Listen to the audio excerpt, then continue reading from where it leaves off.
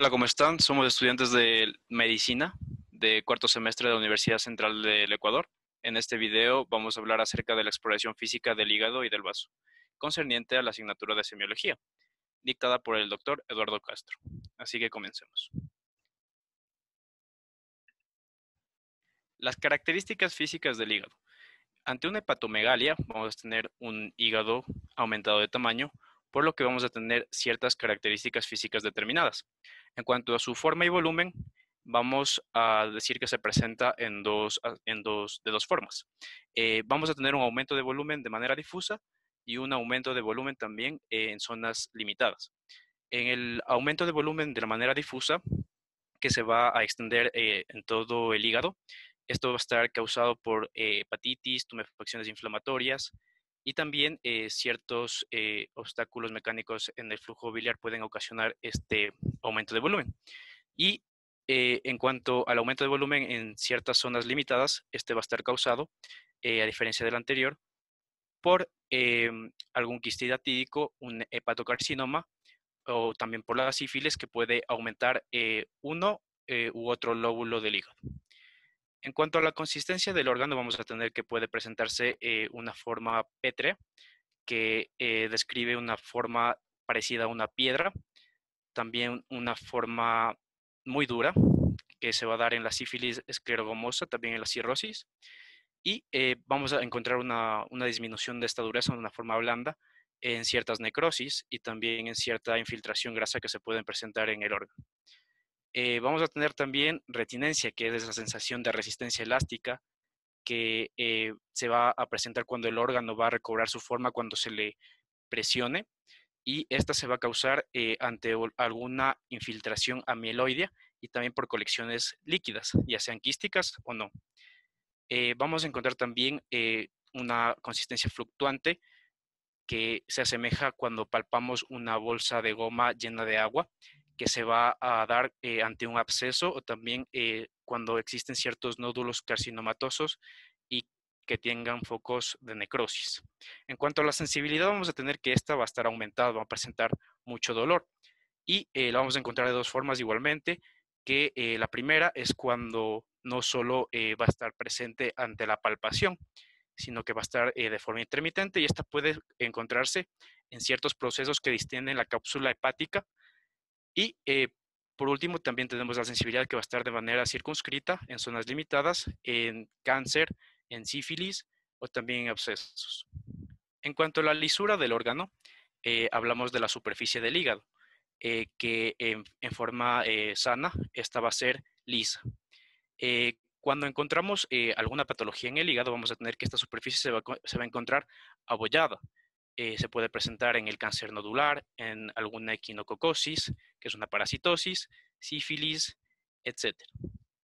Vamos a encontrar también alguna alteración en cuanto a las pulsaciones del órgano.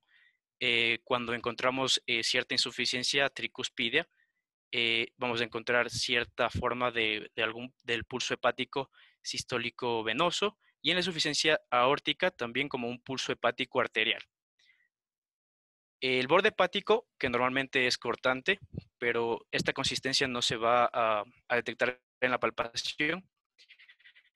Ante una alteración lo vamos a encontrar o romo irrenitente en ciertas amiloidosis, romos con dureza leñosa en cierto cáncer masivo, romo y tenso en estasis biliar y también cardíaco, afilado y duro también, que se conoce como el borde cortante, en cirrosis atrófica.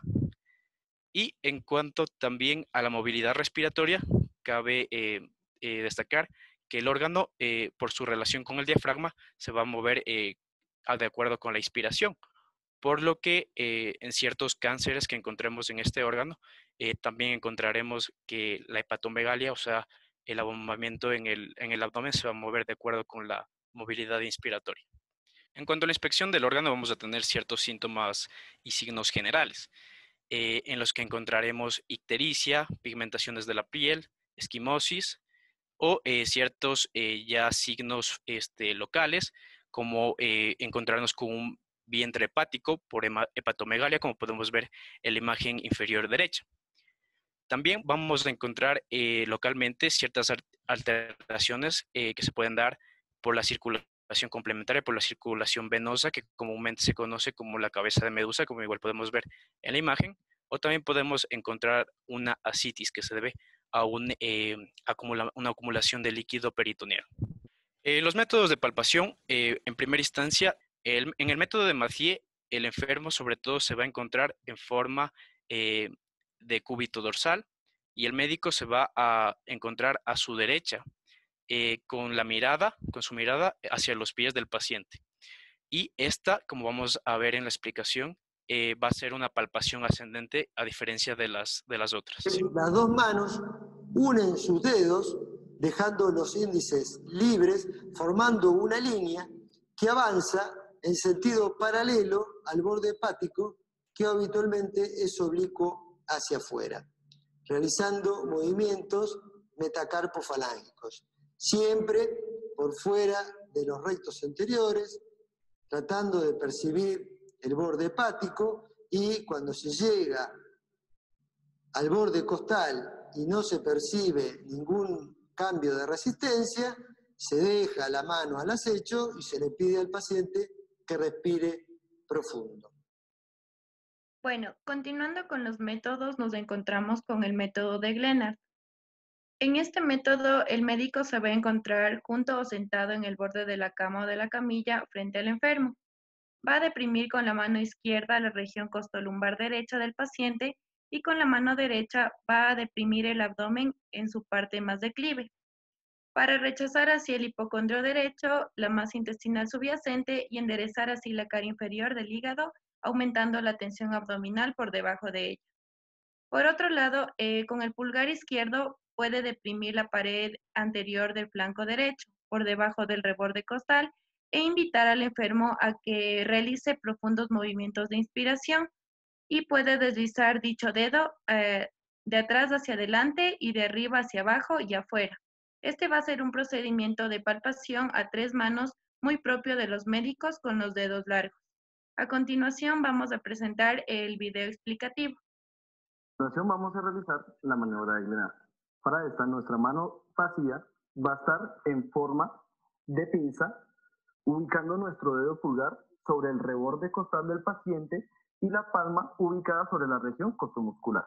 Mientras tanto, nuestra mano activa va a estar ubicada en la región del mesogástrico para impedir el paso del riñón sobre la línea media. A continuación, esta maniobra consta de 3 tiempos.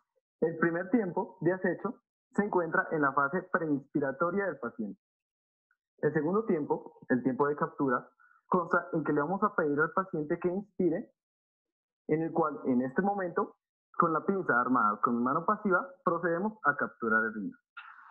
Por último, en la tercera fase, el riñón va a escapar de la pinza en el momento de la expiración. Continuando con el método de Chaufart, también es conocido como palpación bimanual. Aquí el enfermo se va a encontrar acostado sobre el dorso y va a estar relajado. El médico se va a sentar en una banqueta más baja de la mesa en la que se está realizando el examen y va a colocar la mano izquierda de plano con el palmar en alto, en el ángulo costolumbar. El dedo medio puede, por movimiento de flexión brusca, imprimir sacudidas al hígado en el momento en el que el paciente realiza inspiración, y de esta manera lo va a proyectar hacia adelante. Con la mano derecha situada quedadamente sobre la pared abdominal, por una serie de presiones suaves ascendentes durante la inspiración, se va a localizar el borde inferior del hígado, y este método es el más aconsejable para buscar cualquier tipo de hepatomegalia blanda. A continuación, el video explicativo. Una de las maniobras es la maniobra de Chaufart, que consiste, la mano derecha va por delante como tomando la tensión abdominal y la mano izquierda coloca el dedo índice y medio con el pulgar en la posición en la zona llamada útil o ángulo costomuscular, que es la unión de las dos últimas costillas con el borde externo de la masa común lumbar.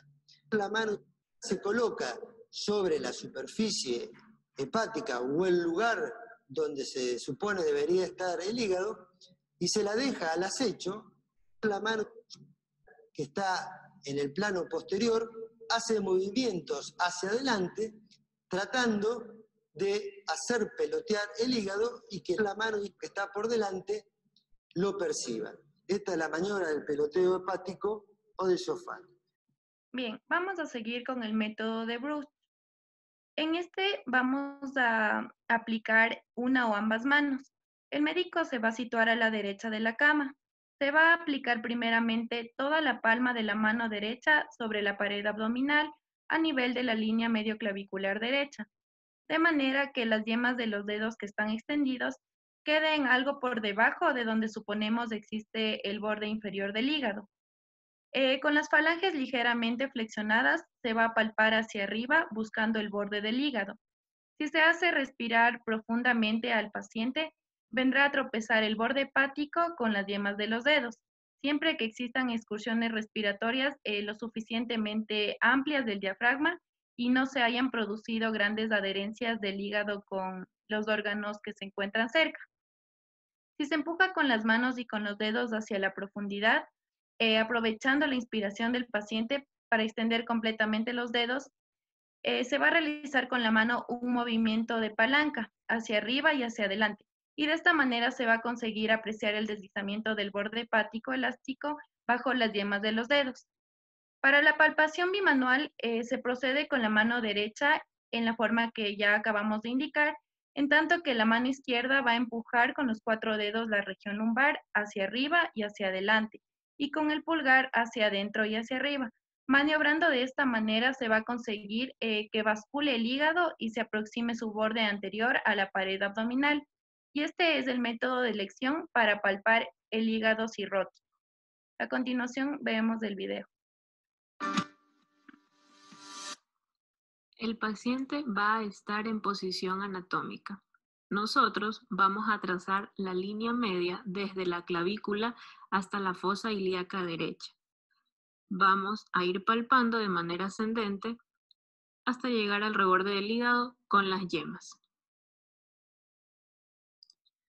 Con una o ambas manos se aplica toda la palma derecha sobre la pared abdominal a nivel de la línea medio clavicular derecha, de manera que las yemas de los dedos extendidos queden por debajo del borde inferior del hígado.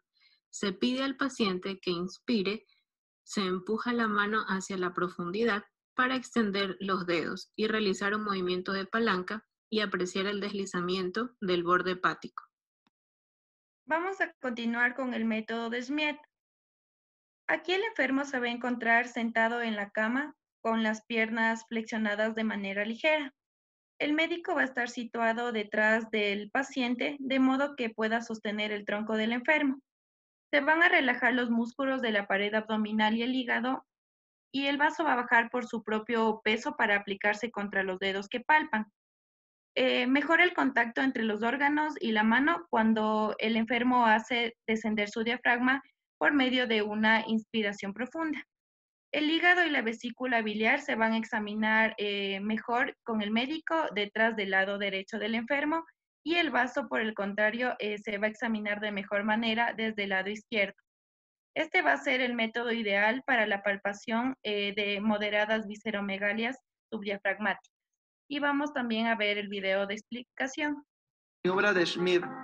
Para iniciar, debemos pedirle al paciente que se siente con las piernas ligeramente flexionadas. El médico debe estar situado detrás del paciente de modo que pueda sostener el tronco del enfermo por si lo inclinara hacia atrás. Se relajan los músculos de la pared abdominal y el vaso baja por su propio peso para aplicarse contra los dedos que palpan. Esta maniobra mejora el contacto de órganos y mano cuando el enfermo hace descender su diafragma por medio de una inspiración profunda. Bien, finalmente vamos a hablar sobre la palpación de Devoto. Aquí se va a proceder como si el médico se fuese a palpar su propio hígado. Las dos manos van a estar en contacto por los índices y se van a colocar a la derecha del ombligo sobre la pared abdominal y se rastrea de abajo hacia arriba hasta alcanzar el borde inferior del hígado, como si se tratase de pasar por debajo del mismo. Se va a realizar también la modalidad respiratoria dejando las manos fijas a nivel del hígado y se va a esperar que este órgano entre en contacto con los dedos durante la inspiración. Veamos el video.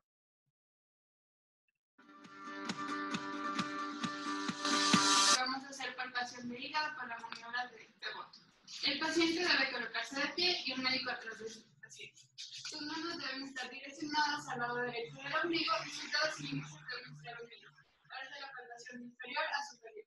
Para mejorar la palpación se pide al paciente que se incline hacia adelante y un poco hacia la derecha. También se puede realizar mediante la inspiración una mejor palpación de hígado. Inspira, ya que el diafragma desciende y el hígado puede ser mejor palpado. Se puede aquí reconocer las características del borde del hígado. Bueno, vamos a proceder con lo que es la palpación por empujes. Esta se va a dar cuando hay una citis copiosa, un meteorismo acentuado o una contracción intensa de la pared muscular.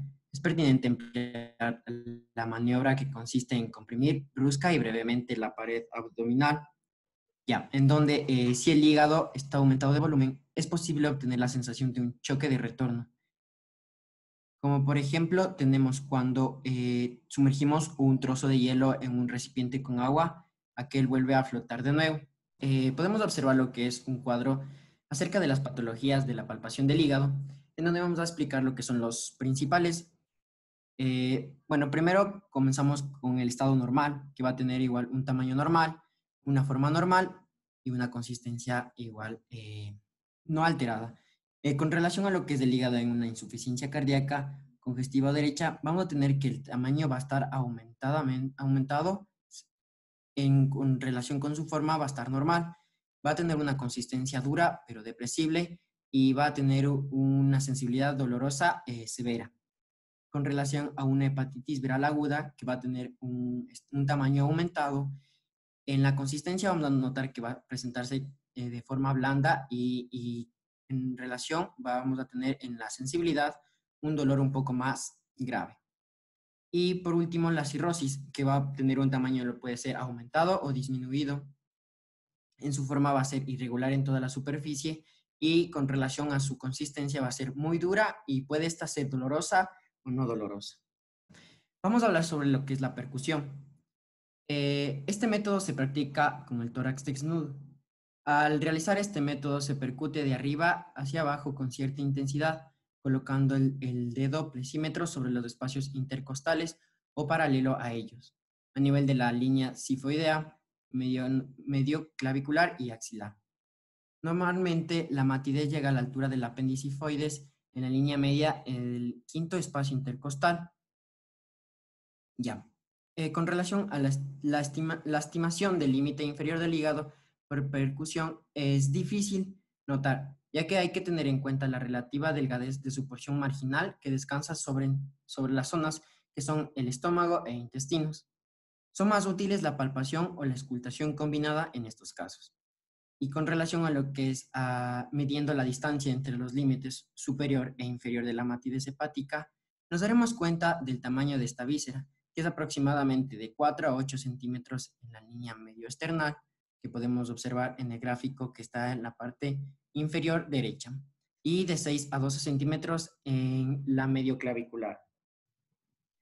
Con respecto a la auscultación, esta se va a dar lo que es en el absceso subfrénico y en la peripatitis. Podemos observar o percibir ruidos de frote en la cara superior del hígado durante la inspiración o como una crepitación de nieve al presionar con el fonendoscopio. En el cáncer primario y secundario del hígado, en una hepatitis aguda alcohólica y cirrosis, se puede percibir en una zona del área hepática un ruido sistólico más o menos rudo.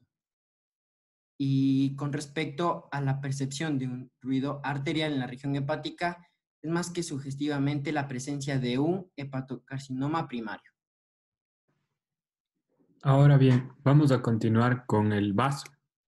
Las características físicas del vaso están dadas por su tamaño, sus anomalías y su forma o lisura.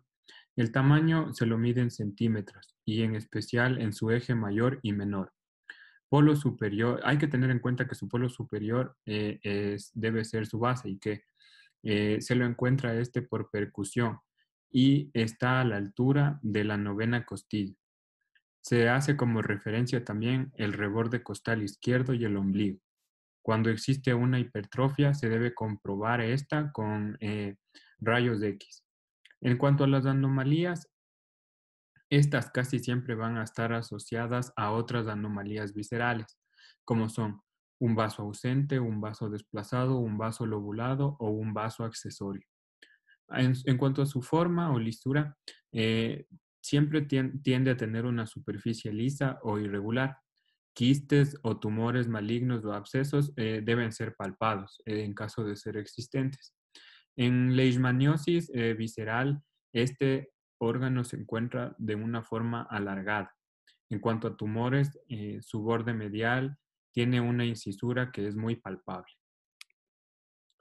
Otras características son la consistencia, la movilidad, la sensibilidad y la pulsatividad. En cuanto a la consistencia, en casos congestivos o sépticos como la fiebre tifoidea, estos se encuentran blandos. En leucémicos o tumorales, estos están duros. En cirrosis y en tuberculosis, tienen un borde duro y aguzado.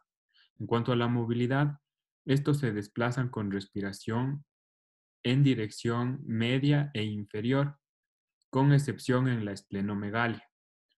En cuanto a la sensibilidad, el vaso se encuentra más sensible cuando existen procesos supurados es decir, abscesos, en tumores malignos como sarcomas agudos o en la obstrucción de la arteria esplénica. En cuanto a la pulsatividad, esta se encuentra cuando existe una insuficiencia aórtica y en algún tipo de aneurisma de la arteria esplénica. Ahora, en cuanto a la inspección y palpación del vaso, tenemos que tener en cuenta que la inspección, esta es, en el caso de una esplenomegalia, es muy notable y existe una asimetría del abdomen. Existe una prominencia en el cuadrante superior izquierdo. En casos más graves, la prominencia se encuentra en casi todo el hemiabdomen y existe un desplazamiento colateral del ombligo. En cuanto a una rotura esplénica, por ejemplo, en un vaso cirrótico, la circulación venosa parieto-abdominal es de contusión.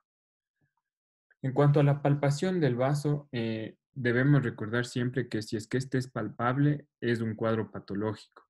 Entonces, se encuentra agrandado en ictericias, hemolíticas, en esplenomegalia, en fiebre tifoidea, sífilis o paludismo. Estas como sus causas principales. En cuanto a la cirrosis septal, poshepática y biliar primaria y también la hepatitis crónica o tuberculosa, también se encuentra con una modificación en su tamaño, haciéndose más grande. También no se encuentran en ictericias obstructivas, con excepción de infección biliar, compresión de la vena esplénica. Bien, a continuación hablaré sobre 3 maniobras palpatorias. La maniobra unimanual o monomanual, en donde el médico situado en el lado izquierdo del paciente palpa el hemiabdomen homolateral con su mano izquierda, desde la cresta ilíaca hasta la región subcostal, buscando en el vaso de forma que en el caso de esplenomegalia, el borde esplénico choca con los dedos del explorador. A continuación, el video explicativo. La maniobra monomanual puede hacerse de esta manera, la mano de cuchara, ascendiendo siempre desde la fosa ilíaca derecha hacia el reborde costal izquierdo. Si al llegar no se percibe el borde esplénico, al tener contacto respiratorio se le solicita al paciente que respire hondo, ahí está, dejando la mano al acecho, tratando de percibir el vaso. Maniobra bimanual. Puede ser bimanual simple o bimanual con mano de apoyo. La maniobra bimanual simple. En esta maniobra, el médico situado en el lado izquierdo del paciente palpa el hemiabdomen homolateral con ambas manos en forma de gancho. Cuando el paciente inspira profundamente, el vaso desciende y es acusado por la punta de los dedos. Por otro lado, la maniobra bimanual con mano de apoyo es muy útil, ya que el paciente ha de estar relajado y con respiración tranquila. El médico, situado en el lado derecho del paciente, palpa el hemiabdomen contralateral con su mano derecha, presionando el tercio inferior del hemitórax con la mano izquierda. Esto con el propósito de forzar el acercamiento del vaso a la mano que explora. Con esto, el vaso desciende a lo largo de una línea que une la axila izquierda con la espina ilíaca anterosuperior. Bimanual, al utilizar la mano derecha en cuchara y la mano izquierda presiona la parrilla costal tratando de deprimir y mejorar la accesibilidad al vaso. Muy bien, ahora que se ha explicado acerca de las maniobras con una mano y a dos manos, es importante describir las maniobras en decúbito dorsal. En esta, las piernas y los brazos deben estar extendidos y la cabeza debe estar apoyada sobre una almohada. Todo esto para que la musculatura abdominal se encuentre relajada. El médico debe encontrarse a la derecha del paciente y se procede de la siguiente manera. La mano izquierda de plano sobre el hipocondrio izquierdo, a la altura de las últimas costillas, y esta ejerce una presión hacia abajo y hacia adentro. La mano derecha también de plano sobre el abdomen, pero con los dedos dirigidos hacia la región subcostal izquierda, sobre la línea de palpación que ya antes se mencionó, y esta hunde ligeramente la pared abdominal. Cuando existe un vaso crecido, la mano derecha lo reconoce, pedir una inspiración profunda, para que el órgano descienda y así se sienta el polo inferior en los dedos. En decúbito dorsal, desde la derecha del paciente, puede ser monomanual o bimanual. Siempre se comienza la palpación del vaso desde la fosa ilíaca derecha, ya que el vaso crece en forma oblicua. Una esplenomegalia que plaza la línea media se considera una esplenomegalia masiva. Se realizan movimientos metacarpofalángicos tratando de llegar a la parrilla costal, identificando si hay un cambio de consistencia o la palpación de un reborde. El vaso se identifica por la presencia de escotaduras y, al igual que el hígado, tiene movilidad respiratoria.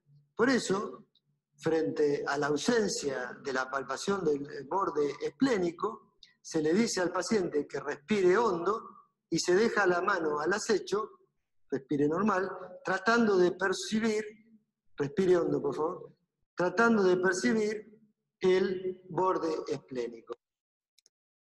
Ahora, en cuanto a la palpación en medio de cúbito lateral derecho, esta es otra que se utiliza cuando la esplenomegalia no es muy notable o mayor.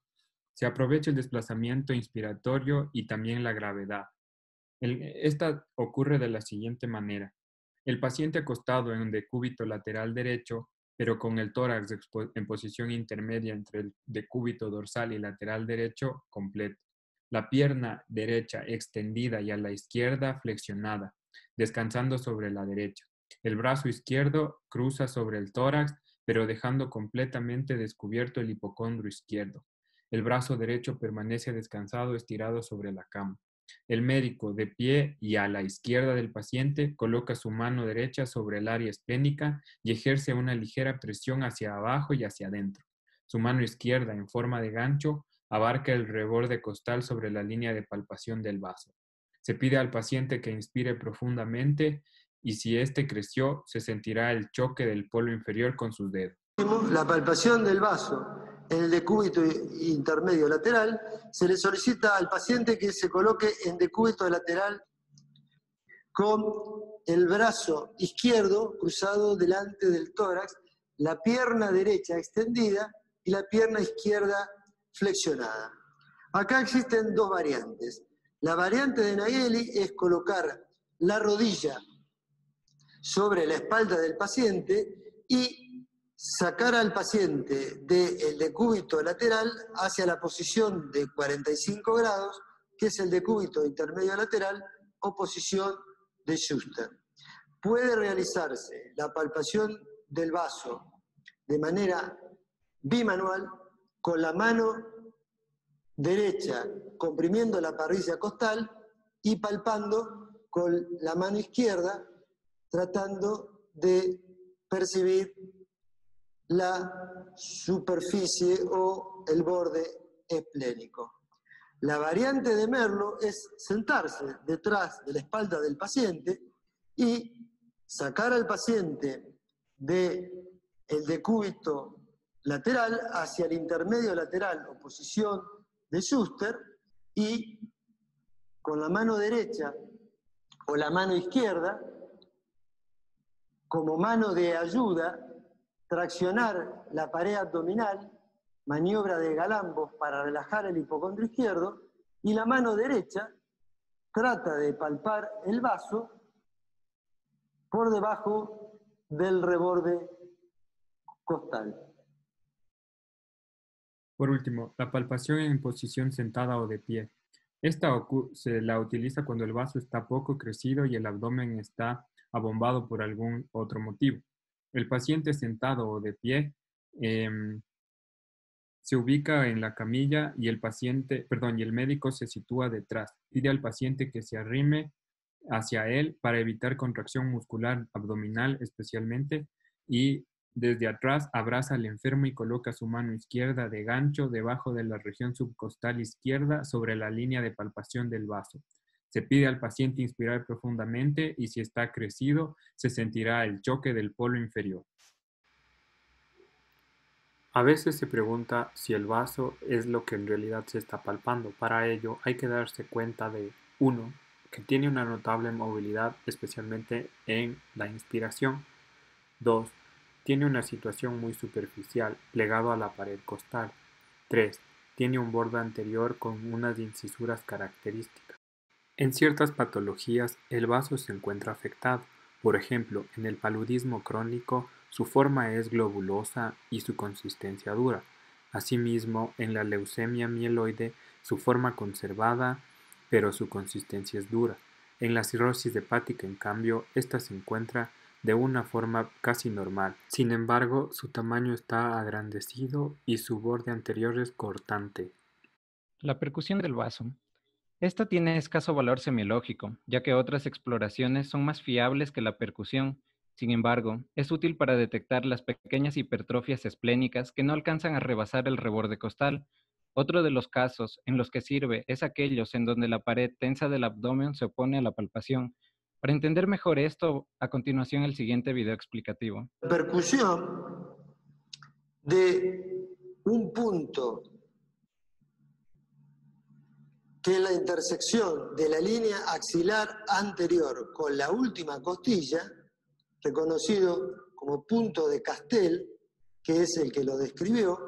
Si se encuentra sonoridad timpánica en esta percusión, permite descartar prácticamente el hallazgo de esplenomegalia con cualquier maniobra.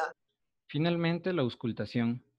La percepción de roces con la acústica del frote pleural señala perisplenitis. Son más patentes si se aprieta la campana del fonendoscopio, coincidiendo con las inspiraciones profundas.